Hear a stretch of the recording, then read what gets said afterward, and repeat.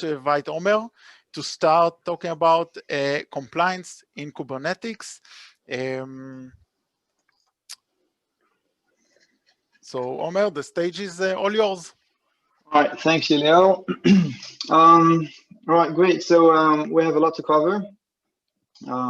Right.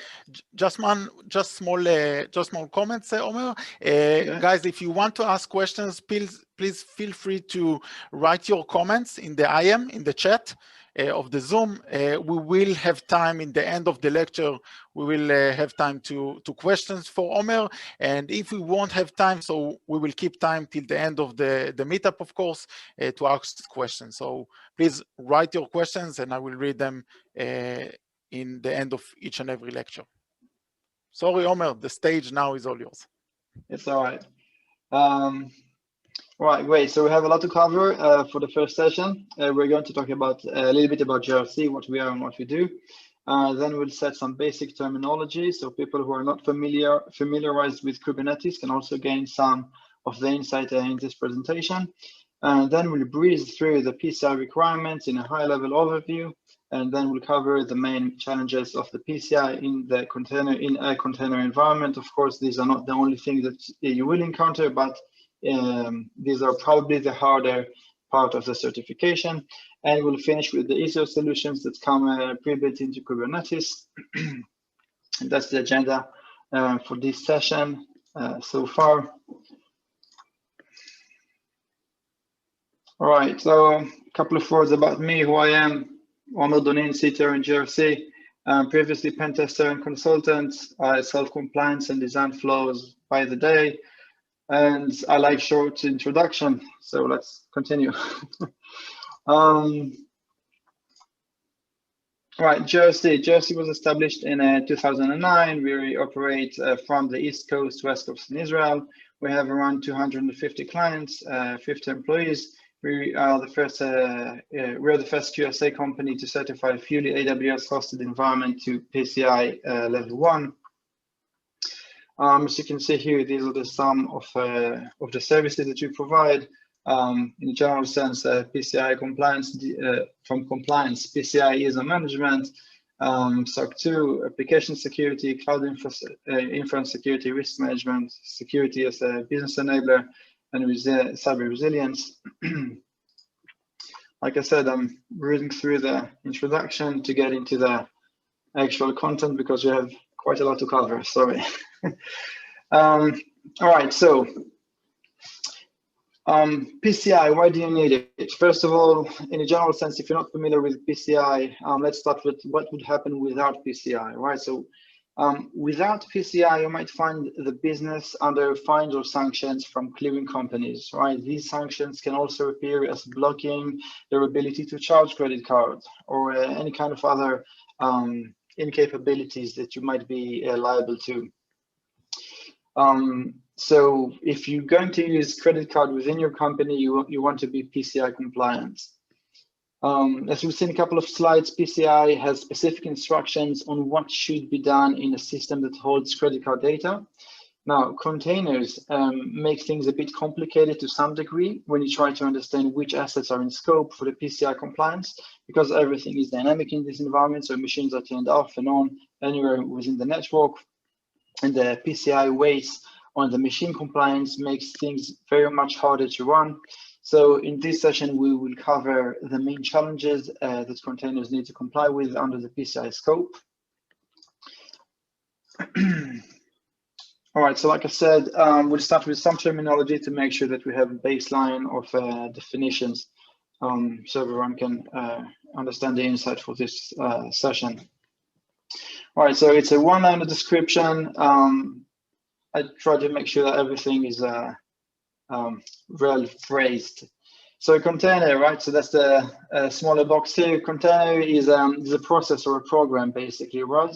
It runs a service of some kind. It's not too different from your standard Apache service installation, apart from one main difference, which is that a container works within its own virtual environment, segmented from other resources on the computer that runs it. Well, except from what you specifically share with it. So it's very much like a local virtual machine that holds only what it needs to run the service that it is intended to run. So that is a container. In a general sense, if you're not familiar with it, it's a small, a minimized virtual machine. Pod is a group of containers, right? So that group can contain one or more containers, and these containers within the group share a resource. Either it's a pod,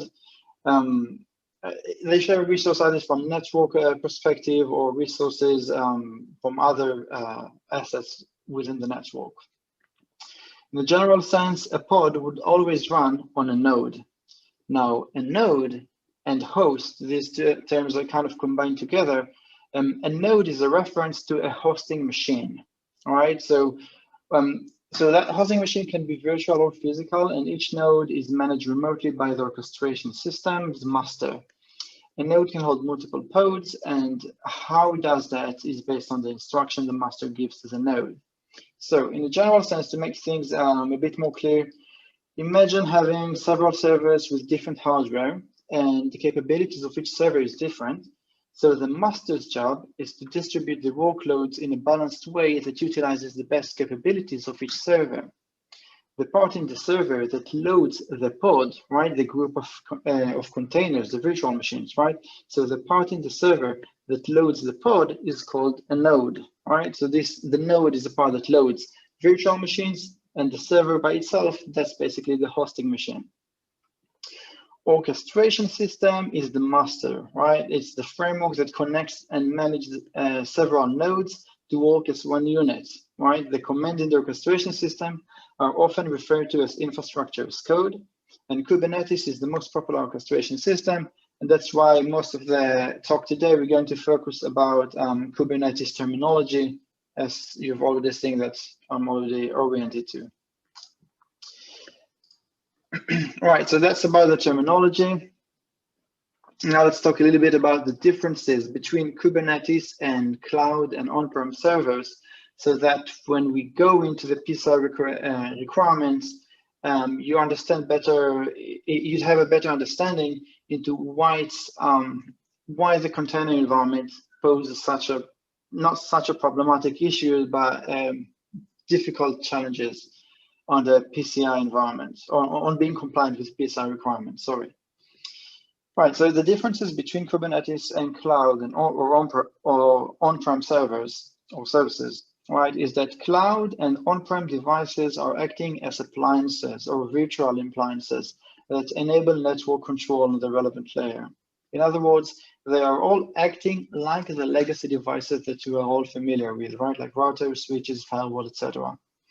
Orchestration technology does not play well with this approach, as you could make a strict firewall rule due to the dynamic orientation of assets in the environment. It is often misaligned with the security needs and limits the required flexibility from the system.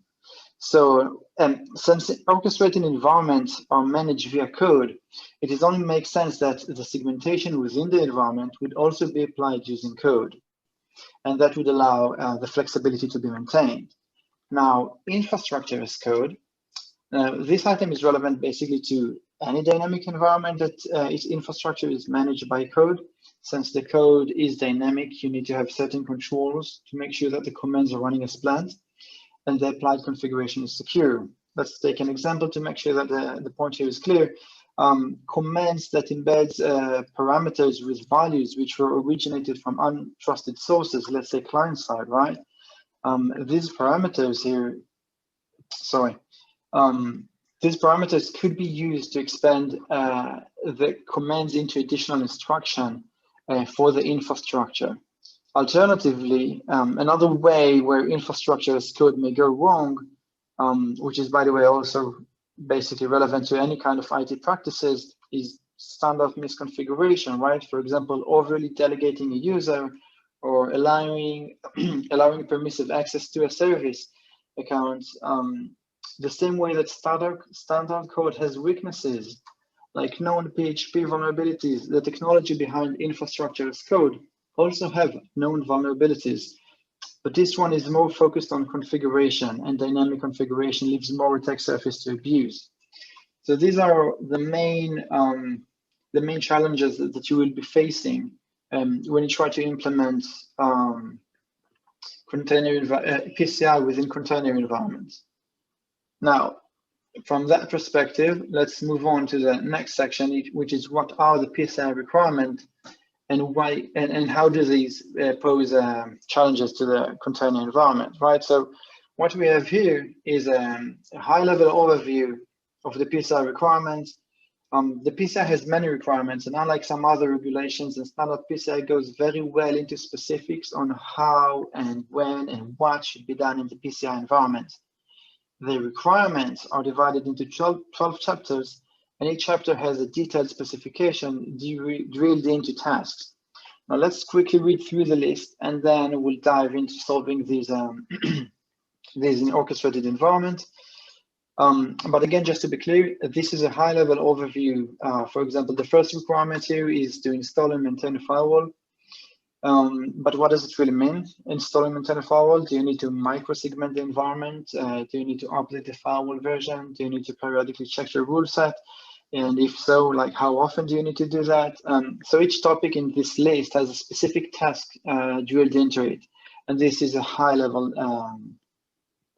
list, right? So on the next slide, you'll see that the high-level list is drilled down into the actual tasks that are being required of you, and then how would you approach it within the container environment. Right, so what we have here is, first, like I said, install and maintain a firewall rule, do not use vendor supplier default configuration, protect stored cardholder data, encrypt transmission of cardholder data, use and regularly update antivirus software or programs, develop and maintain secure systems and application, restrict access to cardholder data, assign unique ID to each person with computer access, restrict physical access to cardholder data, track and monitor all access to network resources, regularly test security system and processes, and maintain policy that addresses information security. So these are the high-level PCI requirements. In general sense, the headlines that you need to comply with, right? Now, each of these is drilled down into actual tasks. Now, from this list, we're going to focus on the main challenges, the main tasks that are proving as a PCI challenges for Kubernetes front. So we're going to overlook this list and dig deeper for each item here. So for the firewall part, we're going to talk about network segmentation and host isolation. To protect cardholder data, we're going to talk about AV scanning and monitoring. Vendor supply defaults, we're going to talk about hardening, maintaining secure systems. We're going to talk about vulnerability management program, and restrict access to cardholder data. We're going to talk about strong access control. All right, so far that was the intro. So among the toughest challenges within setting a PCI environment is the network segmentation part, right? The main issue here is that the fact that containers can communicate both inside the same node or between nodes, by default, there are no limitation. This is done basically from the Kubernetes perspective for several reasons, but the main one is to allow keeping the environment dynamic, because just imagine having several networks running up and down with DHCP in it, so IP provisioning is all over the place. Managing a firewall for that would be crazy. So this is our PCI pod, right? It's from now on, this will be our PCI environment. So that means that this pod holds services that are exposed, process, and transmit credit card details. Okay, so we're going to mark it in red. Now, that being red, that means that the hosting server, right, the node that this pod is running on right now, also need to comply with PCI requirements. So we're going to color that red as well. Now, that makes that other pod that was showing the node within that host to be a non-compliant pod, right? It's a general service pod, but it takes place from a PCI compliant host, and according to that, that pod needs to be compliant with PCI requirements. While basically there is no need for him to do for that pod to be compliant, but just from showing that host resources, it will be added for additional weight and legislation. Let's call it like that. Right, the requirement will be there. All right, so, but as we know, orchestrated environments are dynamic and flexible. So that means that pod can be used within different hosts. So if we run a pod on this host, it might as well be running on any other host. So if our PCI pod is getting too familiar with other hosts, it will include them within the PCI compliant as well. And this just expand the list of assets that we need to work and put work into and put our effort into making sure that all of these assets are compliant, right? So in order to avoid all this extra work,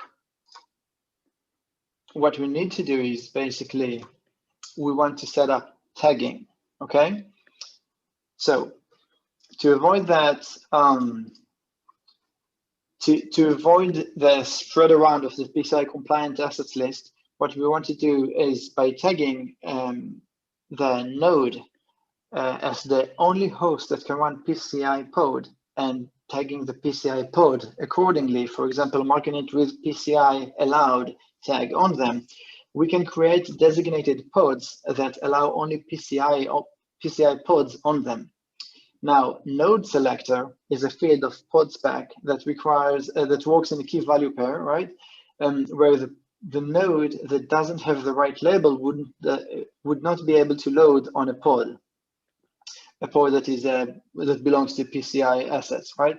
So if we created a little bit of a demonstration here, right? So a PCI tag pods would not be able to load into any other node except for the one that is tagged, right? So basically, it's very straightforward. It's tagged as PCI allowed, so then it's it is allowed to be implemented into PCI nodes only. So how does all of that relate to network segmentation? Well, Kubernetes by default set up a virtual network and accordingly set an IP address for pods, which is dynamically distributed by default, right? So pods of the same deployments, either on the same host or between nodes, can communicate with each other. So to implement the segmentation on these layers, you would need a third-party security control like Calico, Cilium Core, or GC, etc. There is a full list on the Kubernetes documentation. These services will implement network security, allowing segmentation within your cluster, okay?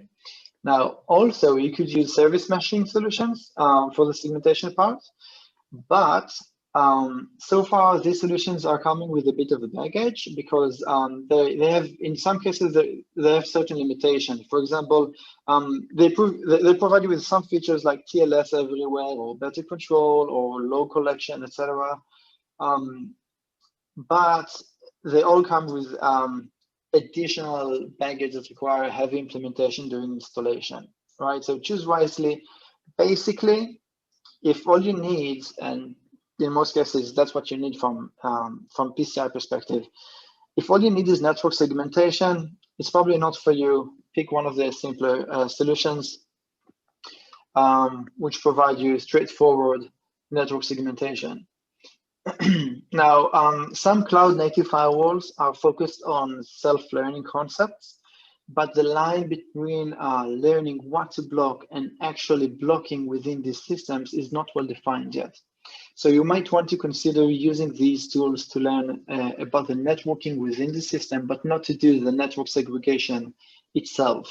So in summary, with tagging, you can control the host. With third-party solutions, you can implement segmentation. Now, one last note, important note on this matter before we move on. As a customer, you can define, or as a customer for for certification, right? Not as a customer for anything else. They're just as a customer for they want to certify a certain environment within your network, right? You can define that everything in the Kubernetes deployment falls into PCI scope, right? So basically, you can avoid segmentation completely if you just include everything into the PCI scope. Obviously, as a byproduct, this would include other services, not related services, if you have any, on your Kubernetes environment, to be included as well into the PCI scope. But in some cases, that could serve as a quick win or for a hard challenge. So that's something that you should be aware of. All right, next topic. Protect cardholder data via AV and scanning. Right, so antivirus standards behavior is to lock files away, right? Or lock files while it is being investigated. Now, since container images often holds only the crucial files it needs to run, omitting anything in the environment or locking any files will probably cause the image to hang. So that is a problem. So that is a problem actually, right? Basically, right, any image that hangs in production environment is a problem. And the documentation that we see here is copy-pasted from the Kubernetes site. And they basically say it's straightforward. When an antivirus software scans files used by Docker, these files may be locked in a way that causes Docker commands to hang. One way to reduce this problem is to add Docker data directory, then specific operating system settings. So I'm jumping that. To the antivirus exclusion list. However, this comes with a trade-off that viruses or malware in the same Docker image, in the Docker image, writable error in containers or volume not detected. In other words, if you did choose to set up your antivirus to scan this data, you could exclude certain parts of the storage to make sure that the Docker environment is still safe. But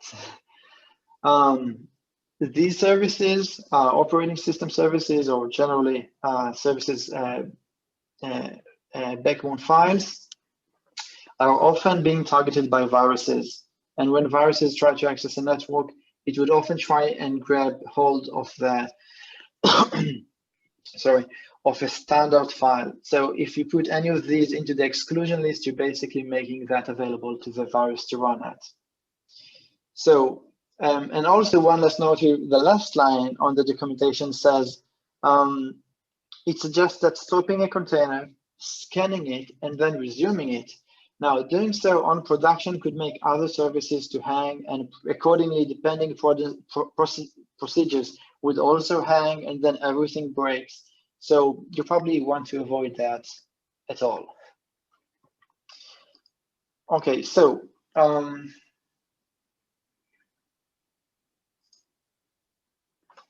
so instead of AV scanning, what can you do? Okay, so in a high level, detect anomalies and verify the base image is secure. And also be quick at dropping and spawning new machines. So this way you use the flexibility of an orchestrated system to benefit security. Okay, so the anomaly detection is meant to identify any non-standard behavior on the container and quickly mark them down for respawn. This way you are not leaving much time for a malware to act on its own in a compromised system. When you spawn a new machine, you don't have to worry about malware since you need to have full confidence in your baseline image. Now, this leads us to the next item, which is how to gain full confidence in your images. So, how do you gain confidence in baseline images? To thoroughly secure your baseline images, you need to build most of it from zero. Trust only formal repositories, and after you have working image, scan the baseline images on every change and test it periodically. This is done so you can gain full trust in these images.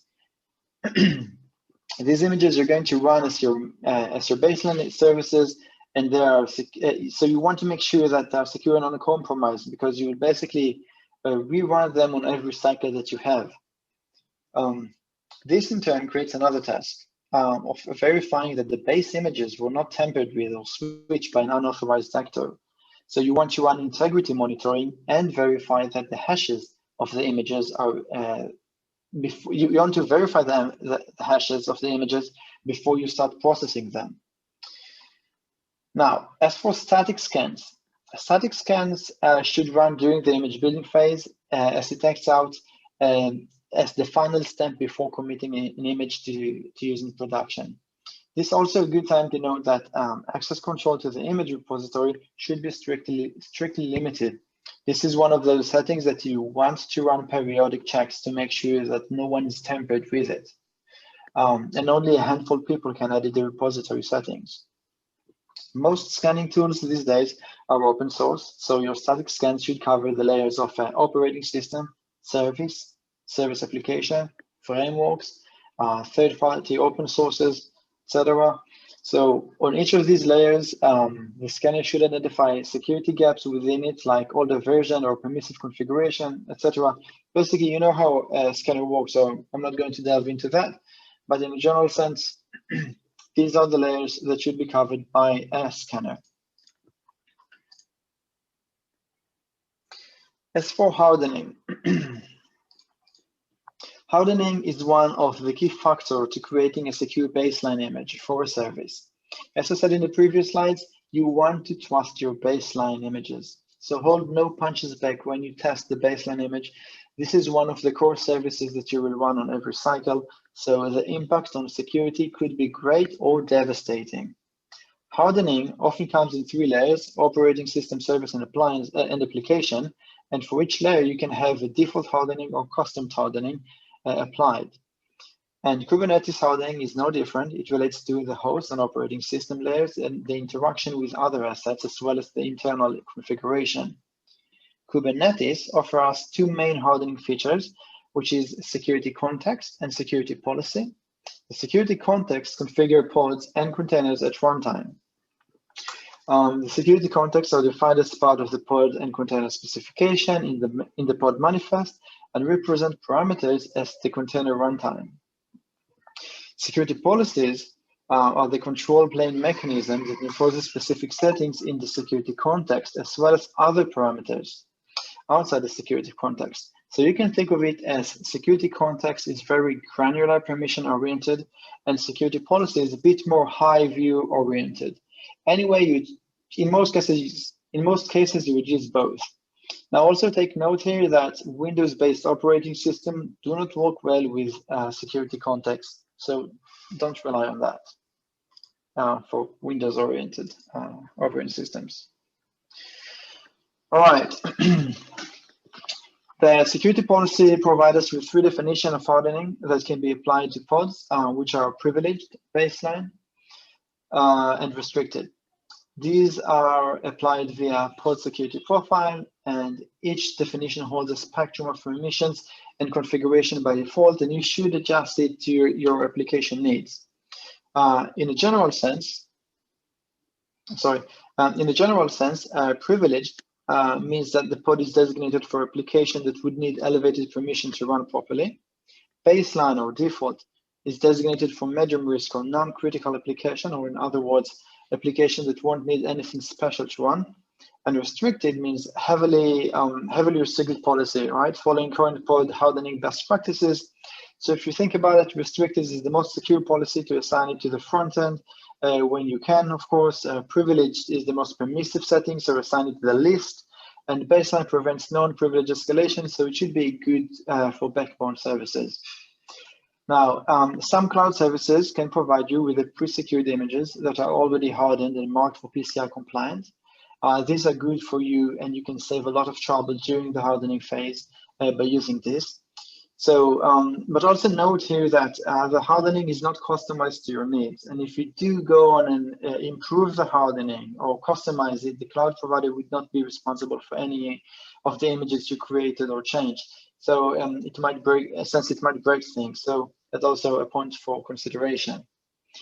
All right, so far, this was the easier, the hardest solution, right? All right, there you go. All right, so now for the easy part. All right, we talked about the how to implement challenges. Now let's focus on the easier part, the solutions that are pre-built into Kubernetes.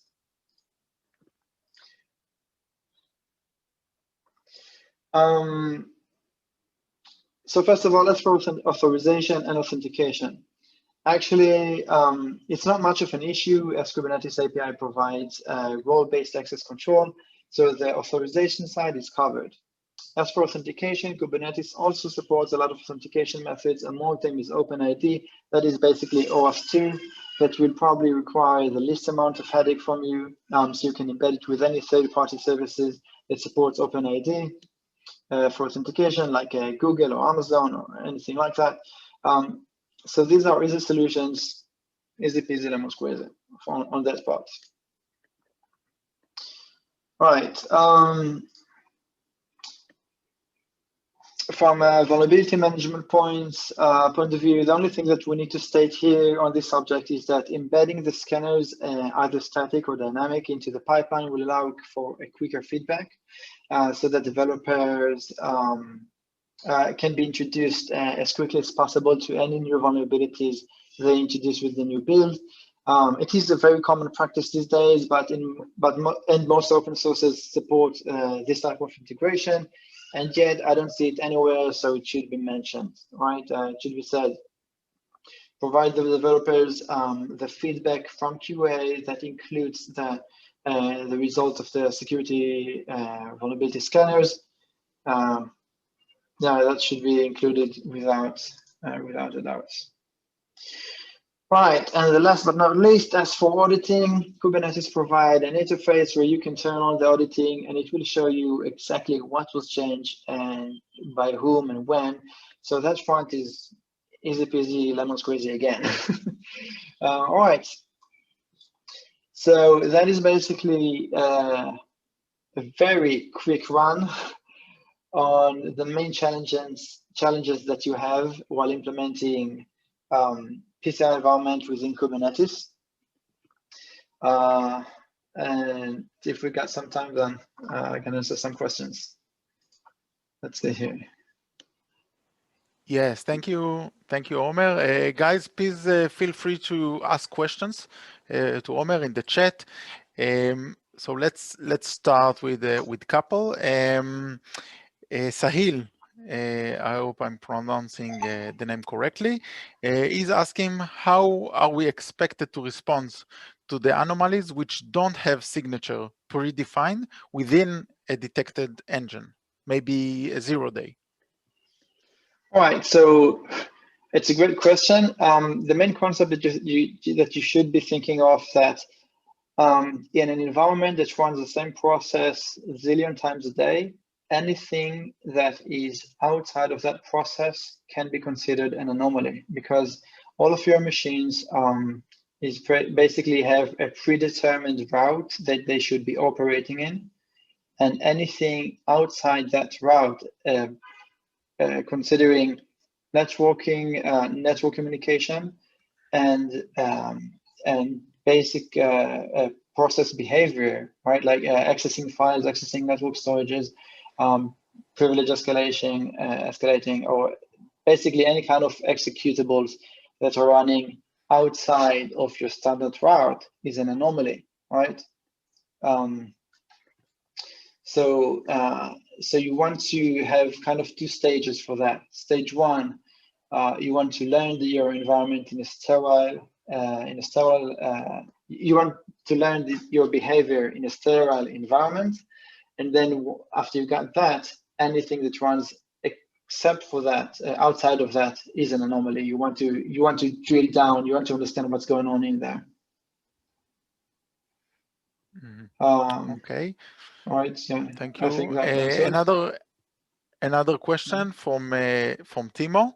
Is it worth to scan for vulnerabilities in a package images, just on the packages layer, not the application dependencies? And have you ever done something else than accepting a vulnerability until a patch is there? Right. First of all, I'm going to answer the second question first, because I'm going to have to reread the first one. Every vulnerability, unrelated to any of what we're talking about, that any vulnerability could have several solutions, right? A patch is one of them. It's not the only solution. You can always find or redefine a way to exploit something, but a hardened system would make any kind of attack to be harder to achieve. So in other words, vulnerability is in most cases trying to target a specific aspect or a specific behavior of a system, and you can just harden around it, right? For example, right? Let's just make an example to be easier. Let's say that your internet shop has no input validation for a certain parameter, okay? You could change the code, right? So that's a very strict approach. There is a parameter that is missing input validation, go on and change the code. And let's say the parameter is the price, okay? So that means that the price is coming in from the user has changed it from $500 to $5, and then it went on to the rest of your business. Now, the vulnerability itself would allow the user to change the price, but the rest of your company is working with a false price. So you could also just change a policy or create a policy for, let's say, the warehouse. Guys, before you submit a delivery, check the price, right? Like, make sure that it makes sense. And this way you can basically accept the vulnerability and make sure that you have a mitigating approach, right? Fixing other parts of your environment. Now, this is an example just to describe to you how a different solution or a different approach can solve a vulnerability without actually solving the vulnerability, right? Without actually doing anything to the code. But it's basically any vulnerability can be approached with direct approach, which is strictly the patch. But then again, to run an attack, you have a lot of dependencies that you need to go through, right? Like user permission, user hardening, server services, current services, or any kind of other security controls that run on that server. Right, so that's the first question. The first question is it worth to scan for vulnerabilities in packages in images where just on a package layer? I'm guessing that what you mean here is that you run the vulnerability scanner based on the version of the package and not the actual, not the application dependencies. So you mean here, Omer, yeah? I think here the question was if you are scanning the image level or the image scanning that you are performing, is it something that is adequate and you don't need to scan the application layer, or in your thought you need to scan understand. both? Right, yeah. So basically it goes back to what pipeline you're in. If what you're submitting to the environment is a new image, so then yeah, you definitely need to scan the image. But if what you're submitting is a new application or a new application code, then you can probably skip that that stage because it's not an input that is required. Does that make sense? Hope it is. Actually, I think it's also a method of depends in layers or secured in layer. So yes, application is one hand and image is another infrastructure that need to be scanned and of course secured accordingly.